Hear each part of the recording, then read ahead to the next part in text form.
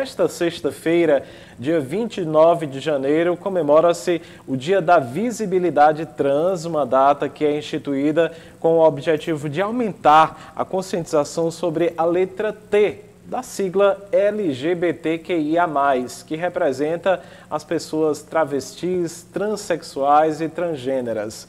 Anualmente, a Associação Nacional de Travestis e Transsexuais ela divulga nesta data do dia 29, um relatório compilando os assassinatos e demais formas de violência contra pessoas trans no Brasil durante o ano anterior.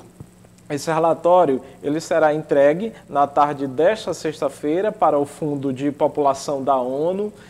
No relatório do ano de 2020, referente a 2019, o número foi bastante preocupante. O Brasil ele registrou 124 assassinatos de pessoas transgêneros naquele ano. Persiste no Brasil aqui um desconhecimento muito grande sobre as questões de gênero e também de orientação sexual. E se o dia de hoje, dia 29 de janeiro, é o dia da visibilidade, nós convidamos hoje a professora efetiva do curso de Pedagogia da Universidade Federal do Piauí, Letícia Carolina, parnaibana, para responder algumas dúvidas com base também na sua experiência pessoal. Boa tarde, professora, seja muito bem-vinda. A primeira pergunta que eu gostaria que você respondesse aos nossos telespectadores é a mais objetiva. O que significa dizer que uma pessoa é trans? Olhe, Helder, boa tarde aos que estão nos assistindo agora. Uma pessoa trans é aquela que não se sente conformada, que não se sente contemplada com o sexo que lhe é atribuído ao nascer. Então, quando nós nascemos, as mamães e os papais dizem é menina ou é menino. Isso é registrado num cartório. Só que quando nós crescemos, nós não nos identificamos com aquilo que é dito que nós somos. Nós desejamos construir uma outra identidade de gênero. Então, quando eu era criança, diziam que eu era menino.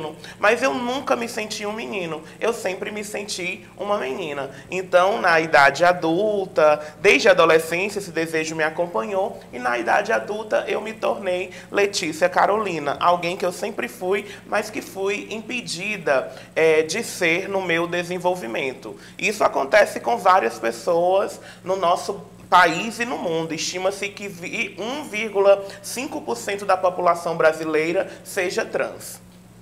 E isso tem sido bastante exemplificado até mesmo nas telenovelas. Atualmente, na própria Rede Globo, está sendo exibida uma matéria com uma abordagem como essa, não é, que é essa passagem, as dificuldades da transgenia. Isso, é algo que é difícil não para nós apenas, porque na verdade as dificuldades elas surgem a partir do nosso relacionamento com a sociedade, com a família, com a escola, que não consegue entender que nós desejamos construir uma outra identidade de gênero. Então não é que seja difícil ser travesti ou ser transexual. Difícil é ter que suportar diariamente as violências que são impostas pela família, pela escola e pela sociedade de modo geral. Se as famílias, se a sociedade nos aceitassem, nós não teríamos tanta dificuldade em assumir as nossas identidades de gênero. Essa necessidade pessoal, ela não é compreendida pela sociedade, por vezes pessoas até mesmo com formação superior. O que você tem a dizer sobre isso? Olha, nós temos um amplo campo de estudos de gênero dentro da universidade. Agora falo como pesquisadora de gênero, né? O conceito de gênero surge na década de 1960. Eu acho em especial as pessoas que têm acesso ao curso superior e as outras também deveriam estudar, pesquisar um pouco mais e entender que a partir de uma dimensão sociológica as nossas identidades elas são culturais, elas são construídas, né? Então é a partir da socialização que nós nos tornamos homens e mulheres. Ninguém nasce homem e mulher. É um processo de formação social dessas identidades. Então é necessário que a sociedade, de modo geral, estude um pouquinho mais, leia um pouquinho mais para entender sobre o assunto e abandone os seus preconceitos. O processo mais difícil para o trans é justamente essa fase dessa transição social, esse registro de nome, aceitação no mercado de trabalho. O que você poderia falar sobre isso com base na sua experiência pessoal? Olhe, a melhor coisa sempre é buscar apoio na comunidade trans. Aqui em Parnaíba nós temos o grupo Acolhe Trans, o grupo Guará. Procure pessoas trans para que você tenha contato. É no grupo que a gente tem apoio à formação da nossa identidade. Então eu tenho companheiras travestis com as quais troco mensagens diariamente. E é nesse contato que a gente vai se fortalecendo. Então nos procurem aqui na cidade, o Grupo Acolhe Trans, o Grupo Guará, que são grupos de referência na comunidade LGBT parnaibana. Professora, o referencial de trabalho ele é bastante importante também. A senhora é uma das professoras, e isso foi divulgado até mesmo na mídia nacional, como a primeira professora trans titular da Universidade Federal do Piauí. O que isso significa para você? Significa uma mudança de paradigma. Significa que se anteriormente nós só podíamos ser prostitutas, porque ainda hoje 90% da comunidade travesti sobrevive compulsoriamente da prostituição, porque não é uma escolha que 90% da população trans seja prostituta. Nós somos empurradas para essa profissão por conta da marginalização social. Então, hoje, se eu estou dentro de uma universidade como professora, significa que outras também poderão chegar. O que é que nós precisamos? Oportunidade e incentivo. Eu tive uma família que acreditou em mim e eu, com esse incentivo, consegui chegar aonde cheguei. Então, se mais famílias aceitassem seus filhos, suas filhas LGBTs, nós teríamos mais pessoas LGBTs em lugares de destaque na nossa sociedade. O que falta é oportunidade, porque nós temos condições. Muitos desafios